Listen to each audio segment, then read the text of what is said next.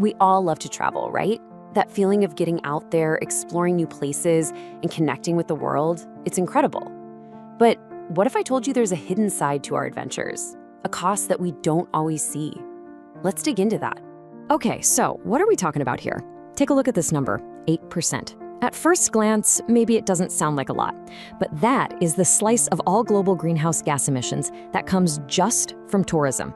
To give you some scale, that's almost as much as the entire global construction industry.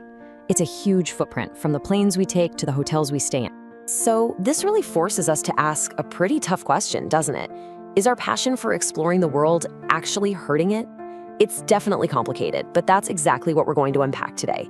And more importantly, we're going to look for a better way to do things. All right, before we can talk about solutions, we've got to get real about the problem.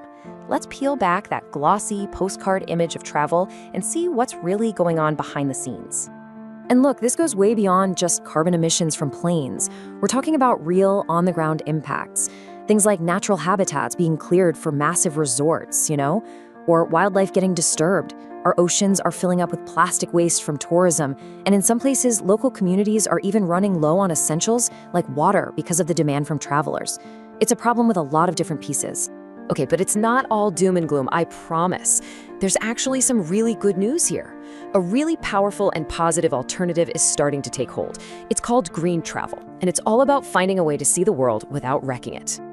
So what does that actually mean, green travel?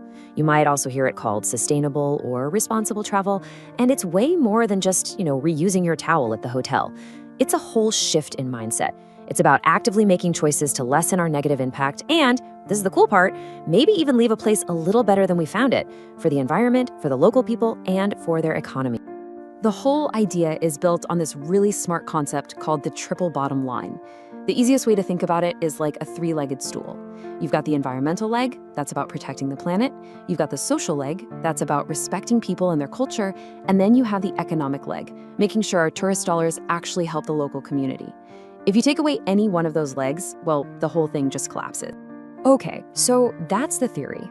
But how do we put this into practice? Like, what do we actually do? Well, this next part is basically your playbook. It's a straightforward guide to making your next trip a much greener one. All right, first things first, the single biggest piece of your travel footprint by a long shot is how you get there. Transportation is responsible for the lion's share of emissions in tourism, which means, kind of crazy, that some of the most important decisions you'll make happen before you even pack your bags. And when you look at the options, the difference is just huge. Flying has this incredibly high carbon cost for every single passenger, but train travel, it's so much more efficient. It pumps out way, way less CO2. Seriously, if you can get there by land, the train is pretty much always the best choice for the planet. But look, we get it. Sometimes you just have to fly. There's no other way. But even then, you can still make a difference. Here are a few quick tips. First, always try to book a direct flight. All those takeoffs and landings burn a ton of extra fuel. Second, pack light. The heavier the plane, the more fuel it needs. And finally, you can look into buying credible carbon offsets to help cancel out the impact of your flight. Okay, so after getting there, the next big decision is where you stay. Think about it. A giant chain hotel often uses a massive amount of water and energy.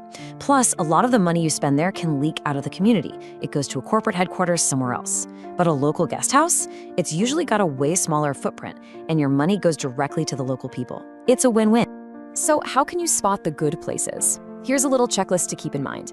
Look for official eco certifications, things like Green Key or LEED. Don't be shy. Ask them about how they handle energy, water, and waste.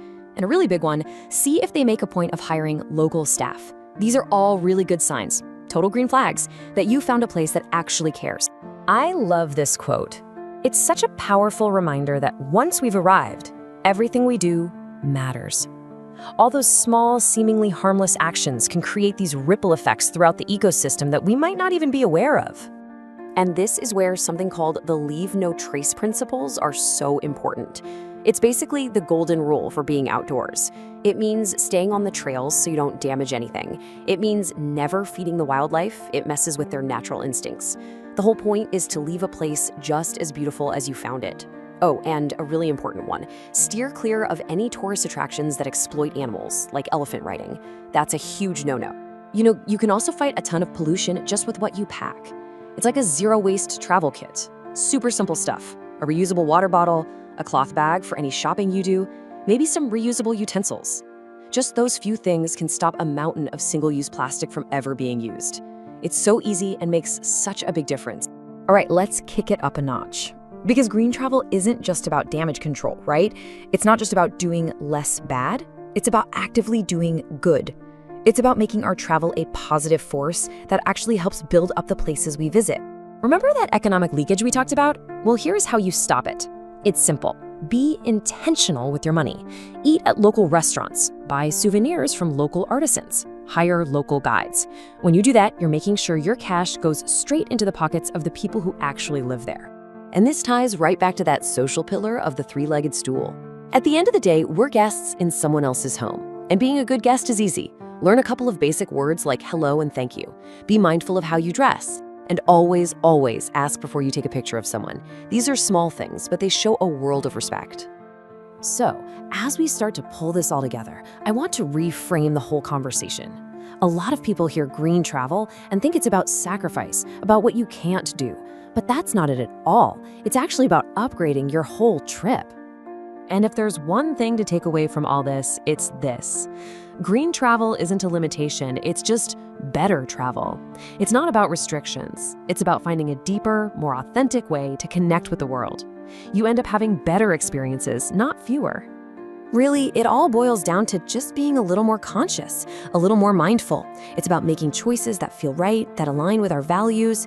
And when we do that, we get richer, more memorable journeys, and we help create a healthier planet for everybody.